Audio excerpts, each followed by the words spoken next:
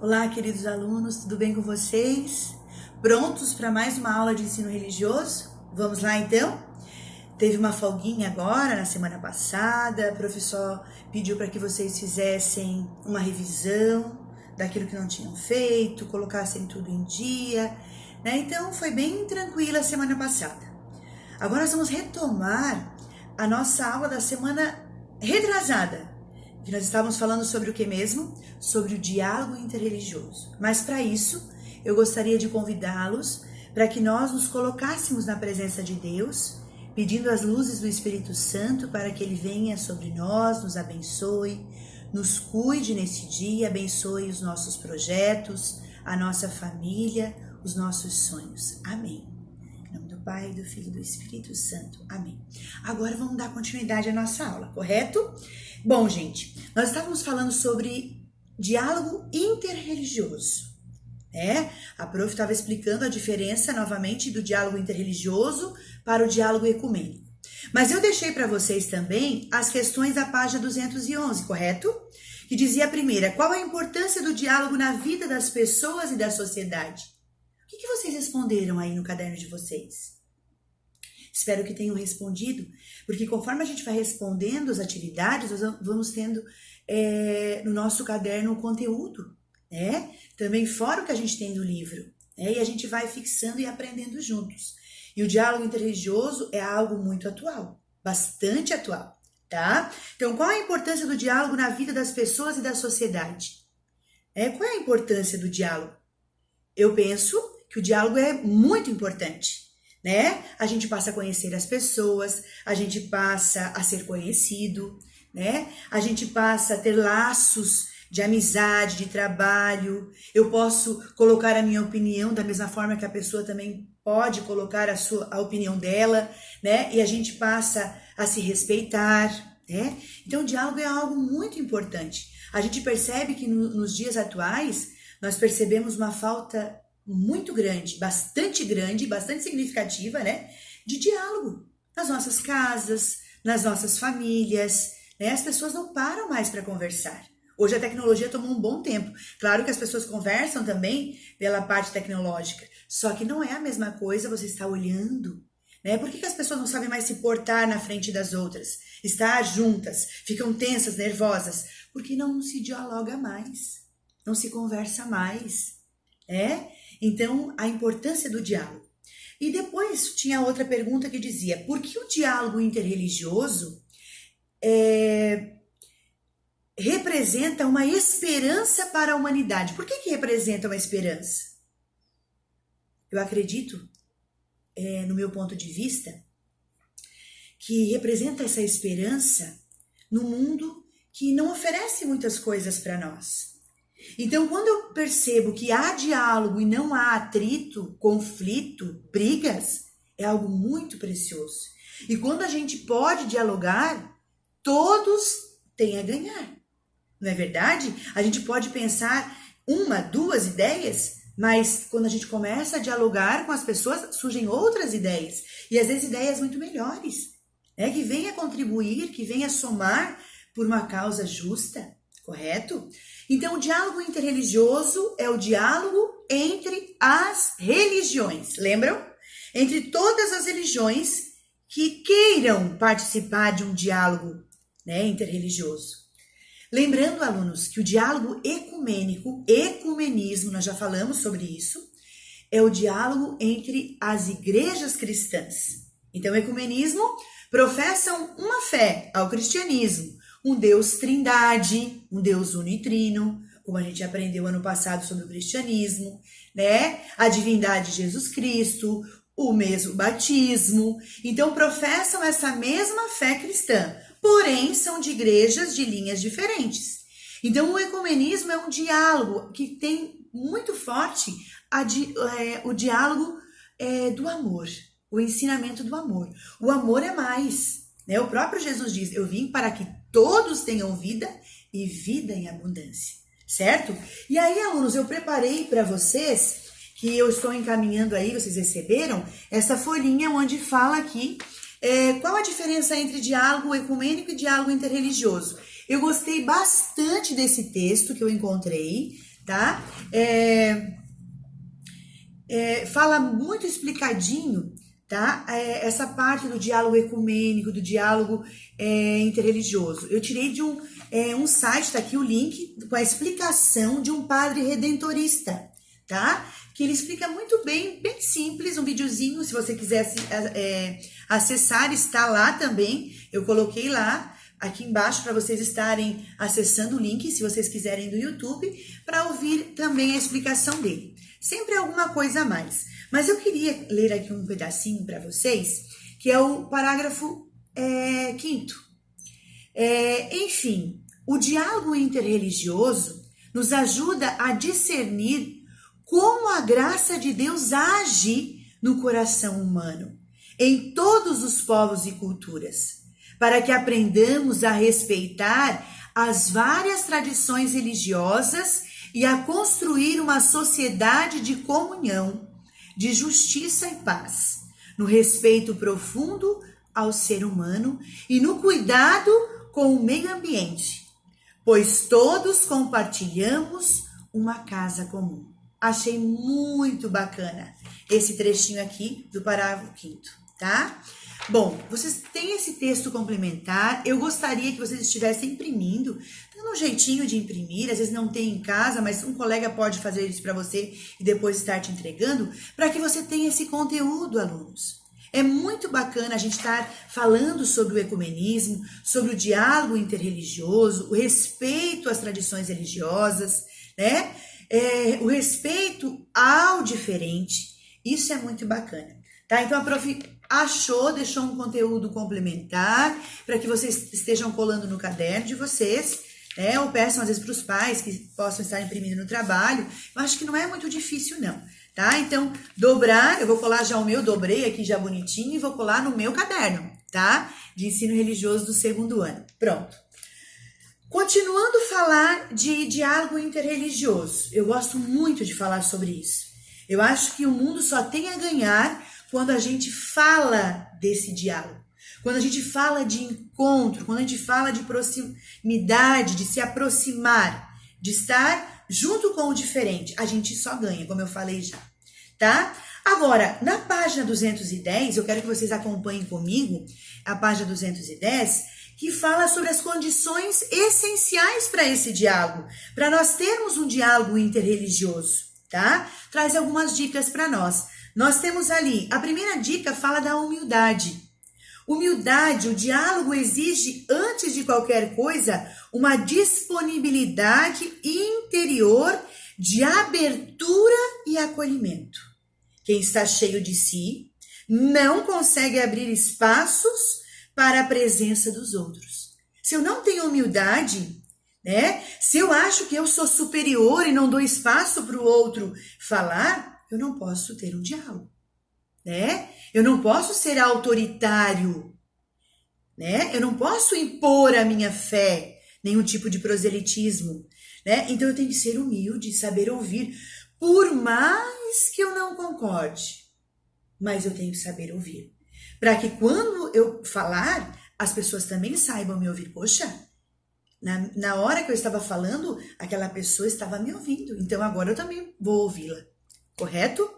Então, humildade. Segundo, reconhecimento do valor da alteridade. O que é alteridade? O outro. Eu reconhecer e respeitar a opinião do outro. Diz assim, o reconhecimento e respeito à alteridade do interlocutor constitui outra das condições exigidas para um diálogo positivo com as outras tradições religiosas.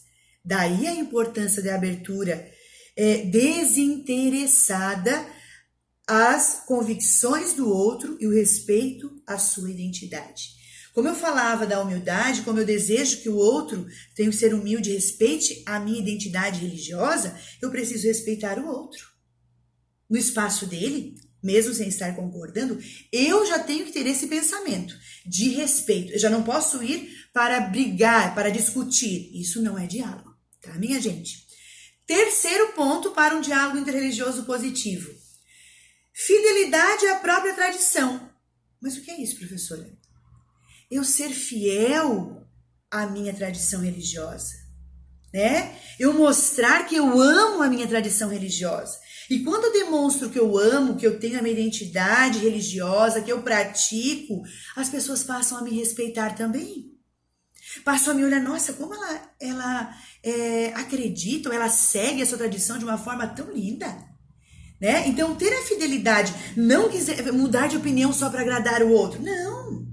Eu posso continuar com a minha fé, com a minha doutrina, sem atingir o outro e ainda por cima fazendo que o outro respeite a forma que eu penso. Não querendo convertê-lo e nem querendo agradar, às vezes concordando com algo que ele está dizendo. Ele precisa me respeitar também. Então, fidelidade à própria tradição. A sensibilidade dialogal deve ser sempre acompanhada de convicção religiosa, de um referencial, uma clara identidade cultural e religiosa que deve ser sempre alimentada. Não há como ser cidadão do mundo fora de um enraizamento particular. Eu sou cidadão do mundo, eu tenho a minha identidade religiosa, eu tenho a minha profissão, eu tenho os meus pensamentos e as pessoas precisam me respeitar do jeito que eu sou. Depois, abertura à verdade. O diálogo é uma aventura, um caminhar em comum para uma aproximação cada vez maior do Deus que se autocomunica ao humano, mas que permanece misterioso.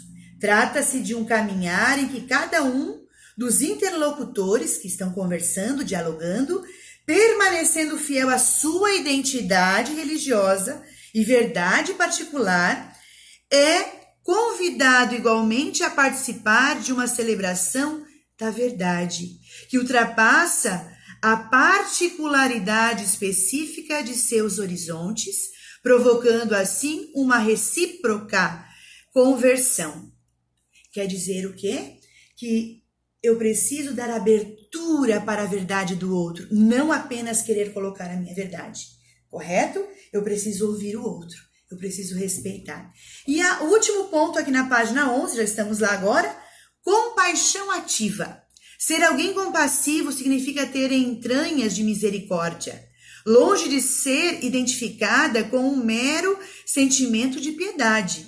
A compaixão diz respeito ao profundo desejo de remediar todas as formas de sofrimento que corroem a humanidade e toda a criação e ao movimento de expansão do amor, em busca, acima de tudo, do bem-estar de todos. Então, compaixão ativa quer dizer viver o amor fraterno. Ninguém ali vai discutir ou querer mudar a religião do outro, ou até mesmo mudar a sua, mas nós temos um único objetivo, a compaixão e a misericórdia pela humanidade. E, gente, as religiões do mundo, elas cooperam muito, elas colaboram muito entre si. Poderia ser mais? Poderia, mas nós temos que fazer a nossa parte e começar a divulgar também essas coisas boas, certo? Então, era isso que eu queria conversar com vocês no dia de hoje, essa parte onde falamos de condições, formas que nós precisamos, caminhos, né? Melhor dizendo assim, para a gente ter um diálogo interreligioso e também um diálogo ecumênico e um diálogo em qualquer lugar que a gente esteja. Na escola, na família, na minha comunidade religiosa, mesmo com pessoas que compartilham, comungam na mesma fé, sempre há conflitos, porque sempre tem aquele que não sabe ouvir, correto? Agora eu tenho uma coisa bem bacana que eu fiquei muito feliz e eu tive até que imprimir para mostrar para vocês, correto? Bom, minha gente, essa semana, agora eu estava vendo a internet, olhando o meu celular, e aí talvez vocês também viram, e eu até compartilhei no meu Facebook, essa mensagem, esse documentário, né? Essa informação, essa reportagem, pronto.